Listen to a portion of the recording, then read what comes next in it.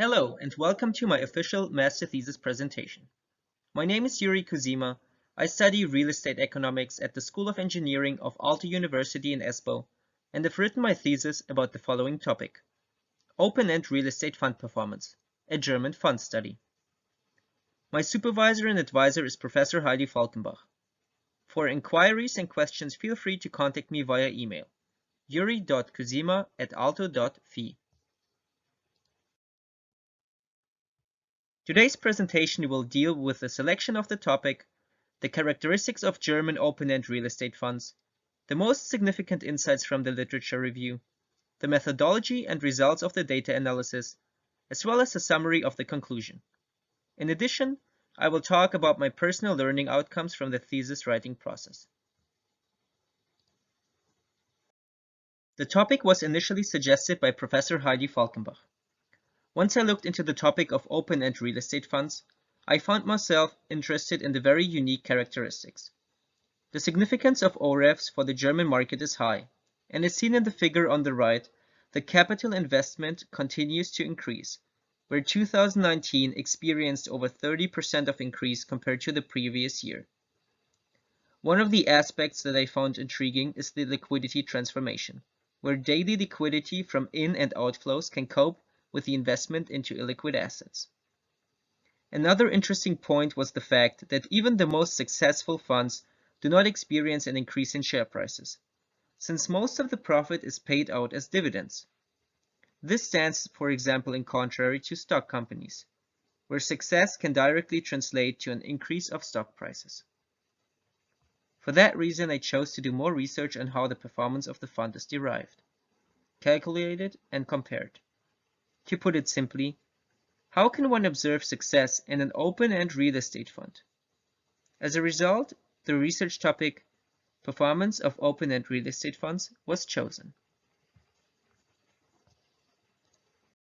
For a better understanding of the subject of discussion, it is useful to classify open-end real estate funds. They are a private equity investment, where new funds can be acquired by private or institutional investors on a daily basis. As a result, the number of shares will rise with the issuance and redemption of shares. Share prices are mostly based on the net asset value of the fund. Since real estate values are only an estimation of a price that could be achieved on the market, there is a possibility of valuation uncertainty. Furthermore, real estate values are believed to be smoothed, which implies that values do not fully adapt to price changes on the market. Both valuation uncertainty and valuation smoothing have an effect on the share price and distort the true prices behind the portfolio. Furthermore, due to the open-end structure and illiquid assets held by the fund is challenged to hold the right amount of liquid assets, such as cash. Hereby, if not enough liquid assets are available, share redemption cannot be paid back, while too many liquid assets reduce the income return. A golden middle should therefore be strived for. In addition, the investor return is highly income-driven, where dividends are distributed at predetermined dates. Two liquidity crises caused by mass withdrawals added stricter regulations to the funds, with a minimum holding and notice period. As a result, secondary trading markets emerged where shares could be traded, leading to fund shares being simultaneously traded privately and publicly.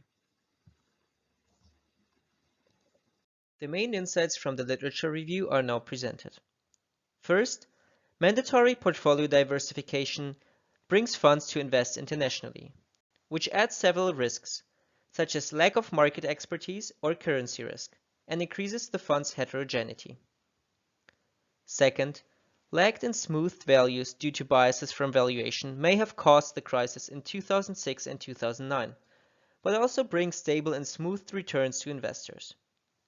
Third, performance measurement used for mutual funds cannot be applied to open-end real estate funds in the same manner. Performance components such as selectivity and timing, explained by pharma, are difficult to apply to open-end real estate funds due to the low valuation frequency. With a higher level of investors' liquidity and different risk profiles of their assets, the stock mutual funds are prone to problems related to other risks, such as company insolvency, rather than the illiquidity and heterogeneity of real estate. Standards for the performance measurement of open-end real estate funds exist, but are voluntarily and hence only applied to 60% of all German investment funds, indicating the lack of comparability. The BVI return, which is the standardized measure for German investment funds and assumes the reinvestment of paid-out dividends into shares, has been found to be less significant for real estate funds and requires a level of adjustment for real estate portfolios. Lastly, differences to mutual funds and overall heterogeneity of the assets also add to the difficulty of constructing a reliable benchmark. While approaches for real estate exist, such as the hedonic or repeat sales indices, the scarcity of open-end real estate funds overall decreases the applicability of such methods. Two research topics were chosen. First, the link between components which contribute to portfolio performance and the final returns that are achieved by the shareholders. The purpose is to analyze how well the portfolio performance transfers to the share price performance. The second topic is an analysis whether there is a correlation between share price development and the development of secondary market share prices. This is undertaken to find out if the secondary market data, which reflects market changes quicker, can be used for the general fund performance measurement. 12 funds were chosen on the following criteria.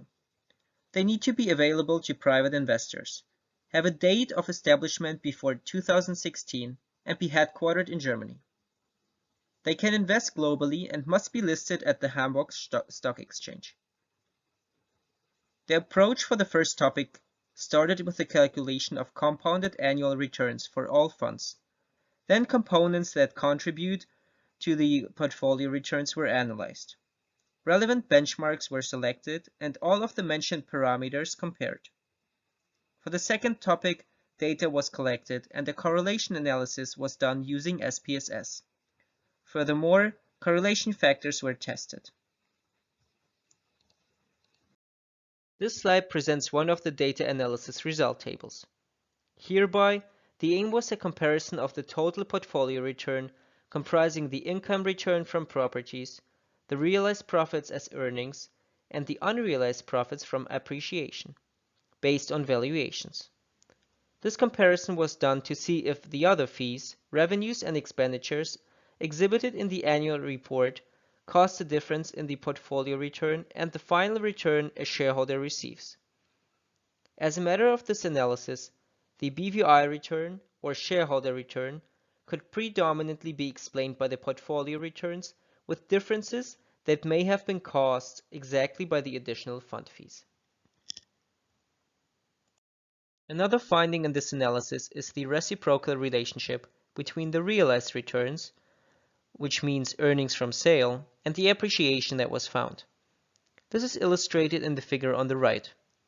Hereby, whenever one of the two values was negative, it was compensated by a positive figure of the other value, leading to a total capital return with a much lower volatility than each of the components. This could be reasoned as a specific mechanic executed by the manager to stabilize the capital return. An overall depreciation of a portfolio could be compensated by selling properties that achieve a profit, where an appreciation of a portfolio enables the sale of underperforming property achieving a loss. As the sample size was rather small, further and more extensive research is required to test this hypothesis. The correlation analysis depicted average results from 0.51 to 0.63, giving it an overall significance for the correlation of price development of share prices and secondary market share prices. Since secondary market values adjust quicker to market changes, they could partially be used as a proxy for the regular share price development, when a correction factor for potential irrational supply-demand behavior is additionally implemented. Corrections for time lags or distortion of distribution dates were executed, and results imply that there is no significant time lag or distortion. And in conclusion, open-end real estate funds are an investment vehicle with distinct characteristics and a complex structure. They still have information inefficiencies and existing intransparency. and reliable benchmarks for performance comparison are still non-existent due to the scarcity and heterogeneity of the funds. In summary, open-end real estate fund performance measurement and assessment is far from advanced compared to mutual funds, requiring further improvement in the quality of available data and information for each fund.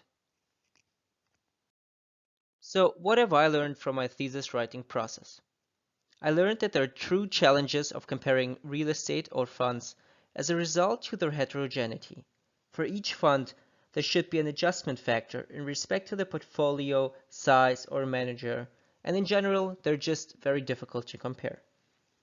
Furthermore, I learned the importance of defining terms, approaches, and methods, and how it can remain unclear in papers what definition of a term authors are referring to. And lastly, that there is never an end to research.